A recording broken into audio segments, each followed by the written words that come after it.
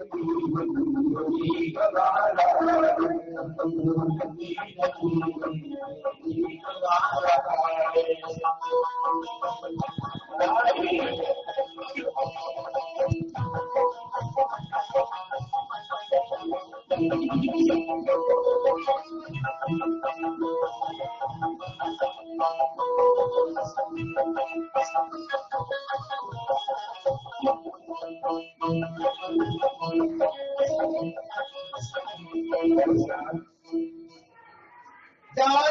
जब यहाँ से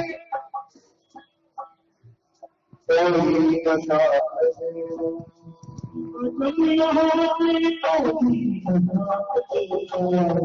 वहां पर आपके परिवार में जिस दिन इस शरीर से प्राण निकल जाते हैं कि किसी से प्रेम किया होगा आपके साथ में कोई जाने वाला नहीं है।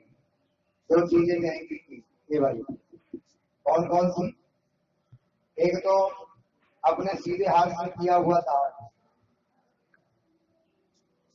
सीधे हाथ से जो दान किया है वो आपको मिलेगा, और जिज्ञा से जो लिया हुआ राम का नाम है वो आपके साथ आएगा। इसके बाद आप कितना भी कोई किसी से प्रेम करे, कोई किसी के साथ नहीं जाने वाला। सबसे ज्यादा व्यक्ति को अपने शरीर से प्रेम होता है, लेकिन ये शरीर भी घटिया घाट के आगे नहीं जाता है। शरीर भी वहां साथ जोड़ देता है। साथ ही है मित्र गंग के जल बिंदु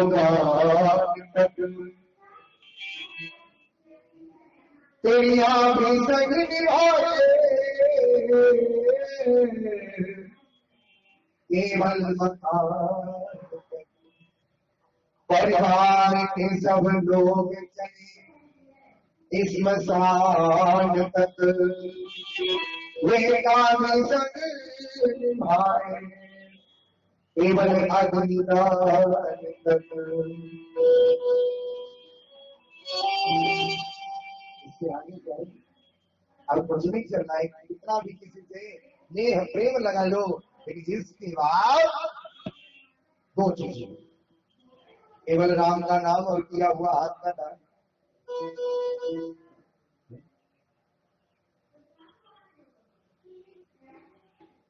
और हम लोग जिनके लिए रोज न जाने क्या क्या करते जाते हैं, अंत समय जब आता है बुढ़ापे का जीवन, वही लोग हमें आंखें दिखाने लगते हैं जब हम शिथिलावस्था की ओर चले जाते हैं। हर नवयुवक जवानी के समय केवल ये सोचता है कि शायद हमारे ऊपर ही बुढ़ापा आएगा ही। चाहे कोई लड़की हो चाहे कोई लड़का हो, भैया याद रखना, जैसे जिसकी अपनी अपनी दादी को देख लो, ये मत सोचना आज हमारी चमड़ी चमक रही है, इस गुमान में मत रहना। एक दिन जो दादी की हालत है, जो बाबा की हालत है, वही तुम्हारी भी होगी। इसलिए याद रखना, इस भूले में मत रहना। ये जो बड़े बूढ़े हैं तो इनकी हालत है वो हमारी नहीं होगी। एक दिन तुम्हें भी इसी सीढ़ी पर आना पड़ेगा भैया। इसलिए इस घमंड को थूक दे, ये जो है, इसलिए बड़े बूढ़ों का तिरस्कार नहीं। जाएगा जब यहाँ से कुछ भी न साथ होना, इस हाथ जो दिया है इस हाथ जो मिलेगा, और मिलेगा तब करो तब कर्मों की है ये खेती, फल आगे पाना तेरी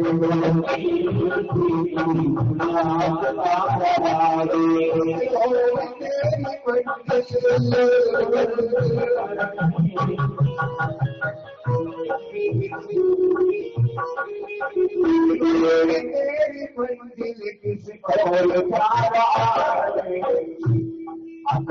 यकीन जीवन जो ही जीवन जो ही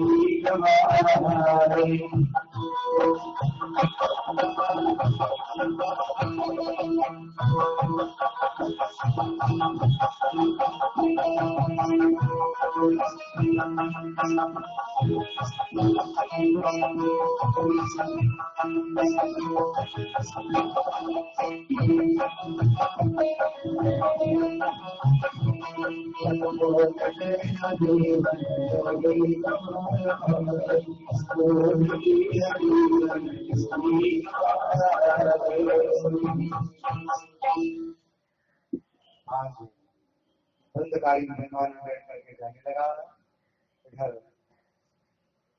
गोकर्ण जी ने कहा किसी श्रोता को अब उदास होने की जरूरत नहीं है, अगले महीने में हम पुनः भागवत का अनुष्ठान करेंगे। अब की बार सभी लोग मन से कथा को सुनना।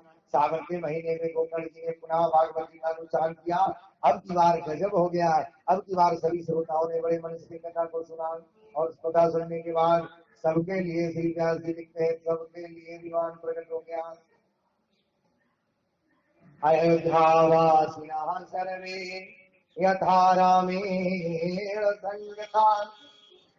जैसे राम जी जिस समय अपने लोक को जाने को हुए, भगवान राम अयोध्या के सभी वासियों को अपने साथ अपने धाम को ले गए।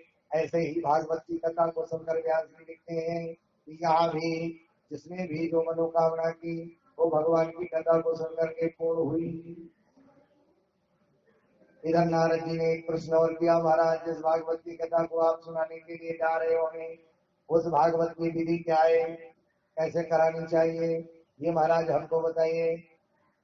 कैसे श्रोता होने चाहिए, कैसे वक्ता होने चाहिए, तो कथा की विधि बताइए। बोले कम से कम 5 ब्राह्मणों का वर्ण करना चाहिए, एक गायत्री मंत्र का जाप करें, एक भागवत जी का पाठ करें, एक महामृत्युंजय का जाप, 3 तो ये हो गए, एक पूजा पाठ के लिए हवन इत्यादि कराने के लिए, और एक जो मुख्य वक्ता जो समझाने में श्रेष्ठ, हर बात को समझाने में श्रेष्ठ हो भागवत की कथा को, तो ऐसे मुख्य वक्ता को व्यास पीठ पर बिठाना चाहिए और सुखरूप के व्यास पीठ पर बैठे वक्ता में ही सुखदेव भगवान का दर्शन करना चाहिए। अब ऐसे तो कथा बहुत लंबी हो जाए, लाखन पे पहुंच जाए, क्योंकि 11,000 वाले पाठ करने वाले 11,000 पाठक को दे। सो आजकल जो है दुई ब्राह्मण से काम चला हो जाए, एक पूजा पाठ के लिए हो जाते, एक मुख्य। और क्या कथा जो है राजा महाराजाओं की बात है, जितना ऐसा लिखा है भागवत जी में कि जितनी व्यवस्था एक बेटी के विवाह में की जाती है इतने कथा में करनी चाहिए। 20 लाख व्यवस्था करनी कथा में बेटी के विवाह में। हाँ, लेकिन वो जिसकी जैसी हैसियत है, 6 लाख 8 लाख 10 लाख 20 लाख, तो ऐसी व्यवस्था। और तो और ये लिखा है जो कामना के सहित अपनी कथा को कराता है ऐसे व्यक्ति को सोने के सिंहासन पर रख करके भागवत जी की पुस्तक दान करनी चाहिए। कथा बंद करो कैसे सुंदर भैया, न सोने को सिंहासन हो जाए न, लेकिन अपने मन रूपी सिंहासन पर बिठा करके बड़े भाव से भागवत की पुस्तक दान करनी, यही हमारा भाव रूपी सोना है। बोले वृंदावन बिहारी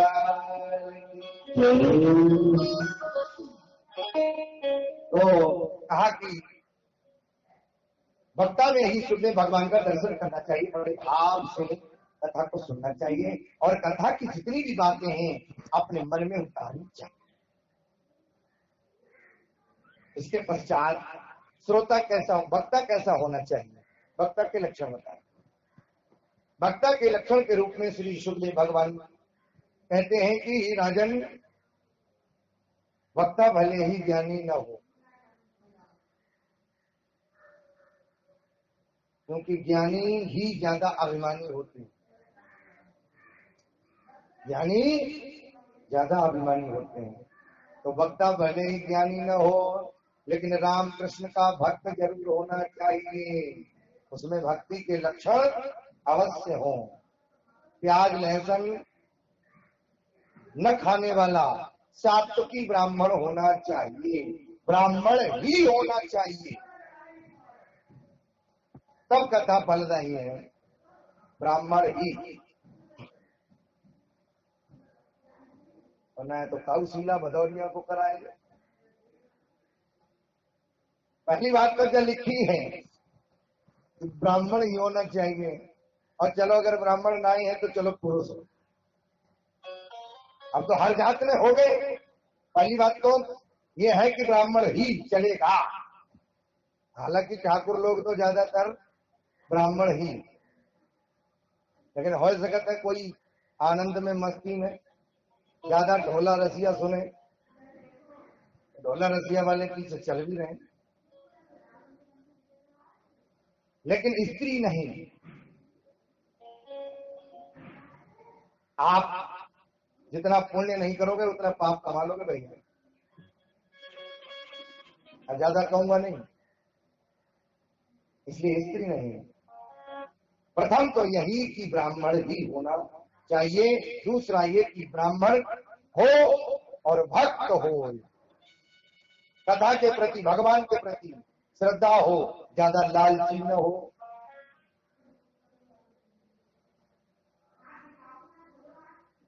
और वक्ता के लक्षण बताए। उसके बाद में श्रोता कैसा होना चाहिए, तो कहा श्रोता ने लक्षण दो तरीके के श्रोता बताए।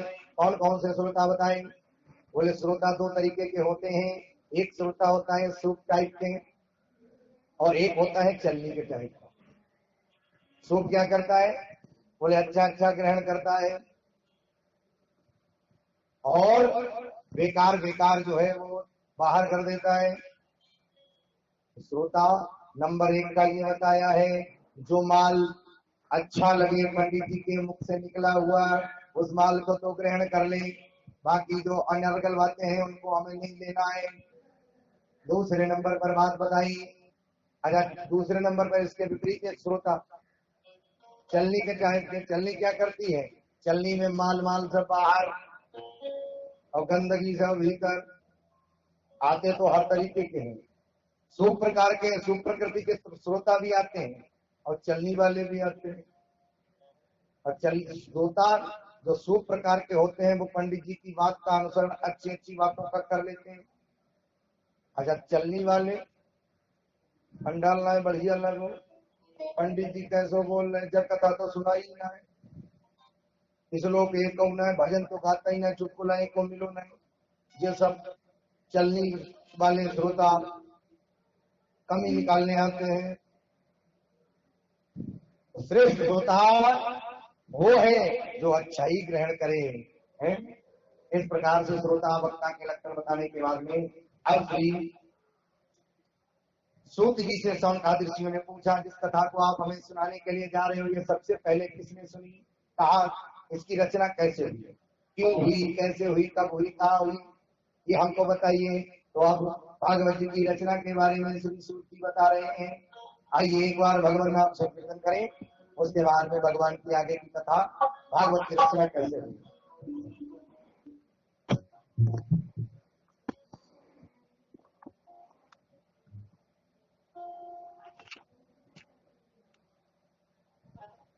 श्याम सुंदर अब तो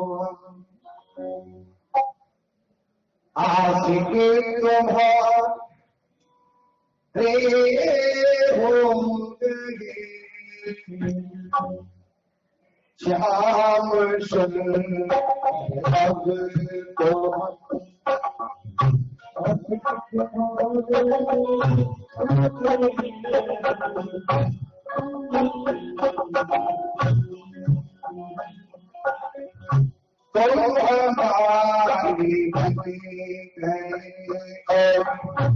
तुम हमारी तुम हमारी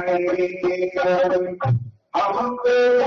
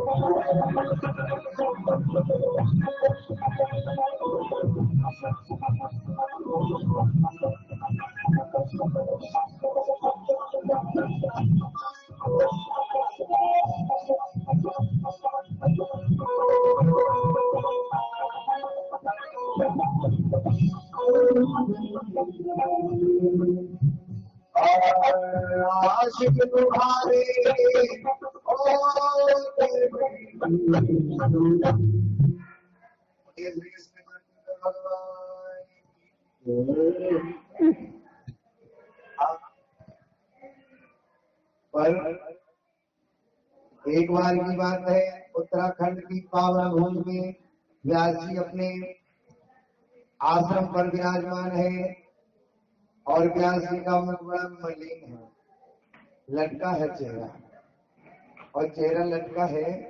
व्यास जी समझ नहीं पा रहे कि हमने इस संसार के लिए बहुत कुछ किया, अनेकानेक प्रकार से हमने न जाने क्या क्या व्यक्ति के लिए किया, लिखा, लेकिन फिर भी हमें शांति प्राप्त नहीं। आखिर कमी कहां पर है? बैठे बैठे सोच रही, मन में विचार किया, कोई हो जो हमारी गलती को बताए।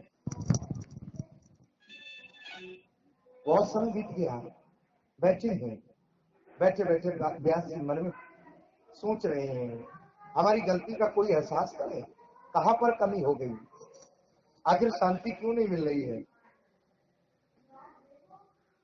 उसी समय नारद जी महाराज प्रकट हुए। पूजयामास विधिवत, नारद जी का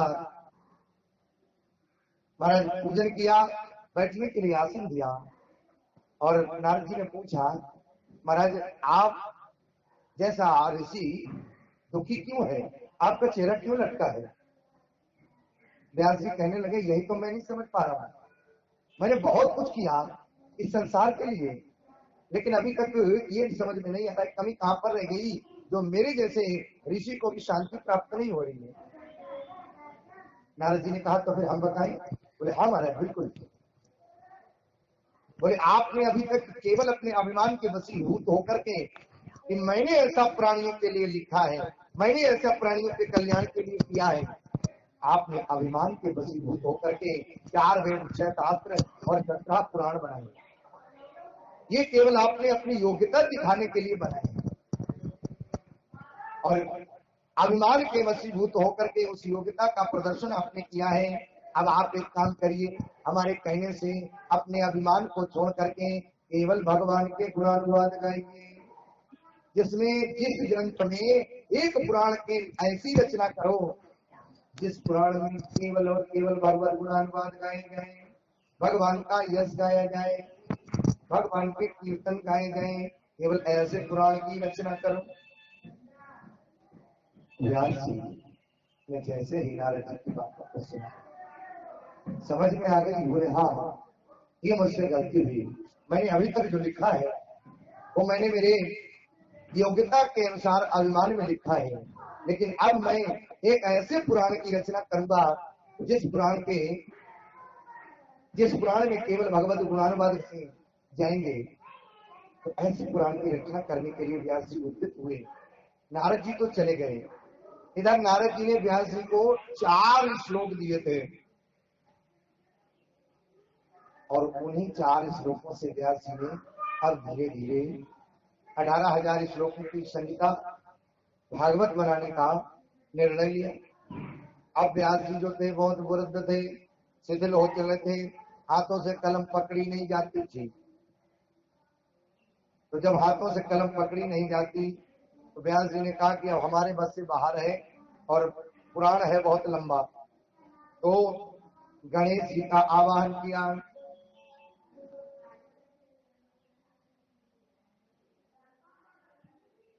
गणेश जी को बुलाया,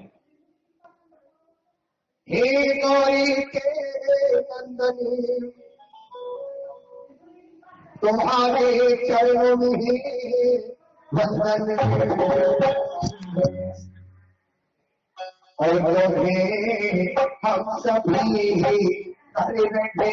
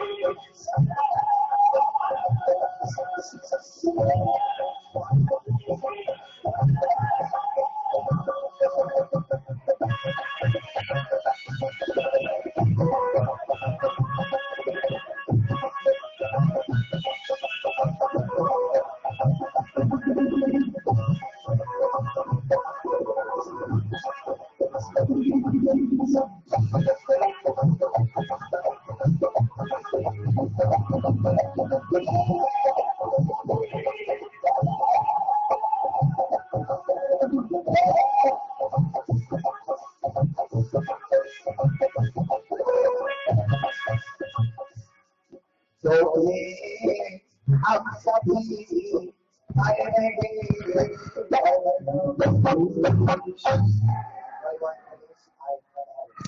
वंदना की, तिलक किया और करने के बाद ले गए सिद्धार्थ महाराज। हम एक पुराण का निर्माण करना चाहते हैं, हमारे हाथ अब कलम पकड़ते बनते नहीं हैं, इसलिए हमारे उस पुराण को लिखने में आप हमारी मदद कीजिए। गणेश जी ने कहा कि मदद तो हम जरूर करेंगे, लेकिन हमारी भी एक शर्त है, हमारा हाथ 24 घंटे रुकना नहीं चाहिए, और जहां रुक गया वहीं पर कथा को बंद कर दूंगा लिखना। व्यास जी ने कहा ठीक है, और ऐसे व्यास जी ने गणेश जी को चालाकी से, जैसे 100 श्लोक व्यास जी ने सरल बोल दिए, एक श्लोक बहुत कठिन बोल दिया, तो उस कठिन श्लोक का जब तक गणेश जी अर्थ करते तब तक व्यास जी आगे 100 फिर तैयार कर लेते। तो ऐसे गणेश जी से व्यास जी ने 18,000 श्लोकों की संहिता बड़ी चालाकी के साथ में तैयार करवा पाई। अब व्यास जी ने मन में विचार किया, भागवत की कथा तो तैयार है, लेकिन अब कथा का प्रचार कौन करे? कोई ऐसा व्यक्ति हो। भगवान कृष्ण को निवेदन किया, और जब कृष्ण भगवान को निवेदन किया तो वैकुंठ में भगवान राधा कृष्ण विराजमान है। राधा रानी ने, और यहीं पर एक तोता पला हुआ है, और उस तोते को एक दिन राधा रानी ने आज्ञा की कि चले जाओ, तुम्हें पृथ्वी पर हमें छोड़ करके जाना होगा। बोले क्यों? क्योंकि हम तुम्हें एक जिम्मेदारी सौंप रहे हैं। क्या? बोले जिम्मेदारी ये है कि व्यास जी ने भागवत की कथा तो तैयार कर ली है, लेकिन अब उस कथा का प्रचार प्रसार तुम्हारे द्वारा ही होगा। वही तोता भगवान श्री कृष्ण और राधा रानी की आज्ञा से इधर एक दिन माता पार्वती ने, माता सती ने शंकर जी से कहा, महाराज आप जब से बने हो, ये आपके गले में ये मुंडमाल किसकी है? शंकर जी ने कहा कि देवी, जब जब तुम मरती हो और तब तब मैं तुम्हारे ही मुंडों को काट करके अपनी गली में पहन लेता हूँ। कहा अच्छा, तो मेरा कितनी बार जन्म हो चुका है? बोले हाँ। बोले आप? बोले जब से ये सृष्टि बनी तब से एक तनु वही शरीर लेकर के। अच्छा, तो आपके पास ऐसा क्या है जो आप एक ही शरीर? बोले हमारे पास एक अमर कथा है, मैं अमर कथा जानता हूँ, जिस कारण से मेरा शरीर नहीं छूटता। अच्छा, तो आपने वो हमें दवाई क्यों नहीं दी? बोले बहुत बार दी, लेकिन तुमने कोर्स नहीं पूरा कर पाया। अच्छा, तो फिर इस बार मैं उस कोर्स को अवश्य पूर्ण करूंगी। तो शंकर जी ने कहा कि चलो ठीक है, एक बार और तुम्हारी बात मान के देख लेते हैं। शंकर जी ने एक अंबिका विपिन था, उस वन को श्राप दे दिया। कहा यहाँ जो भी आएगा, जो भी नर लिंग में होगा वो स्त्री भाव को प्राप्त हो जाएगा, नर होगा वो नारी बन जाएगा। इसलिए अगर इस श्राप से बचना चाहते हो तो फिर जंगल धीरे धीरे खाली कर दो सब लोग। और जिस वृक्ष के नीचे भगवान शंकर बैठ करके कथा को सुनाना चाहते थे, उसी पर एक तोता तोती रहते थे, जिनका एक अंडा भी उस पर रखा हुआ था। बेचारे तोता तोती तो उड़ गए श्राप के भय के कारण, अब अंडा रखा रहा। अंडा जब रखा रहा तो अंडे में वही राधा रानी के लाडले सुखदेव जी प्रविष्ट हैं। तो भगवान शंकर इधर कथा को सुनाने लगे। कथा को चलते चलते 5वां दिन हो गया।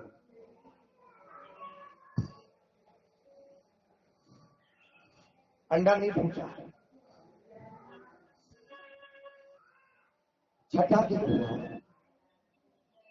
अंडा फूटा, और अंडा जैसे फूटा वो चूजे में परिवर्तित हो गया। भगवान शंकर ने पार्वती को देवी को पहले कह दिया था कि देखो, जहां पर हुंकारा बंद हो जाएगा वहीं पर कथा बंद कर दूंगा। लेकिन इधर जैसे ही अंडा फूटा उस अंडे ने विचार किया कि हो सकता है ये सो जाए, इसलिए और कथा इतनी मधुर चल रही है तो ओंकारा अपने को ही देना होगा।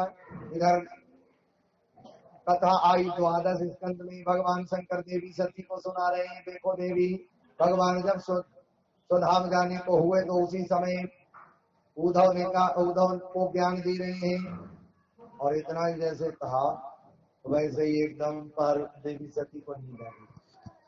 इधर बच्चे ने विचार किया, बच्चे ने कहा अगर देवी को नींद आ गई ओंकारा बंद हो जाएगा तो कथा भी बंद हो जाएगी, तो अब क्या करें? बोले ओंकारा अपन दे दें। अब तोते का बच्चा ओंकारा देने लगा, कथा पूरी हुई। भगवान शंकर ने अगले दिन जयकारा लगवाया, बोल वृंदावन बिहारी लाल की। कथा को विश्राम दिया गया, देवी सती की नींद खुली। अब नींद कैसे खुली? हाँ महाराज, आप कह रहे थे कि द्वादश स्कंद में भगवान श्री कृष्ण जब अपने स्वधाम जाने हुए तो उद्धव को ज्ञान दे रहे थे। क्या कहा उद्धव को भगवान ने?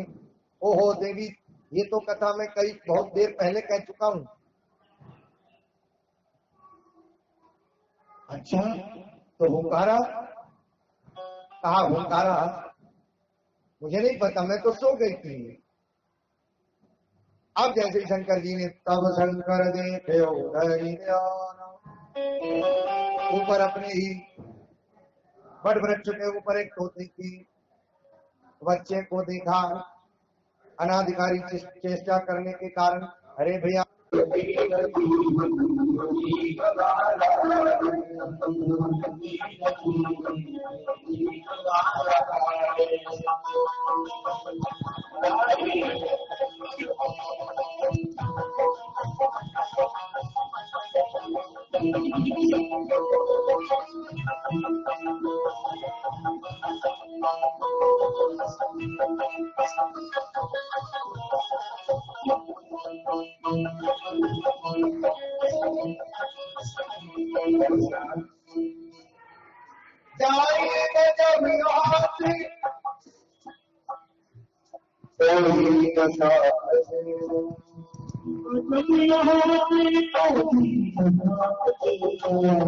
वहां पर आपके परिवार में जिस दिन इस शरीर से प्राण निकल जाते हैं कि किसी से प्रेम किया होगा, आपके साथ में कोई जाने वाला नहीं है। दो चीजें जाएंगी ये वाली। कौन कौन सी? एक तो अपने सीधे हाथ से किया हुआ दान, सीधे हाथ से जो दान किया है वो आपको मिलेगा, और जिज्ञा से जो लिया हुआ राम का नाम है वो आपके साथ आएगा। इसके बाद आप कितना भी कोई किसी से प्रेम करे, कोई किसी के साथ नहीं जाने वाला। सबसे ज्यादा व्यक्ति को अपने शरीर से प्रेम होता है, लेकिन ये शरीर भी घटिया घाट के आगे नहीं जाता है। शरीर भी वहां साथ जोड़ देता है। साथ ही है मित्र गंग के जल बिंदु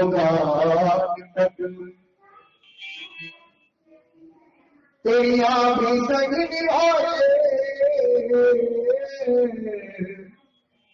केवल मता परिवार के सब लोग चले स्मशान तक वे काम संग निभाए केवल अग्निदान तक। इसके आगे चाहिए अब कुछ नहीं करना है, कितना भी किसी से नेह प्रेम लगा लो, लेकिन जिसकी बात दो चीजें, केवल राम का नाम और किया हुआ हाथ का दान।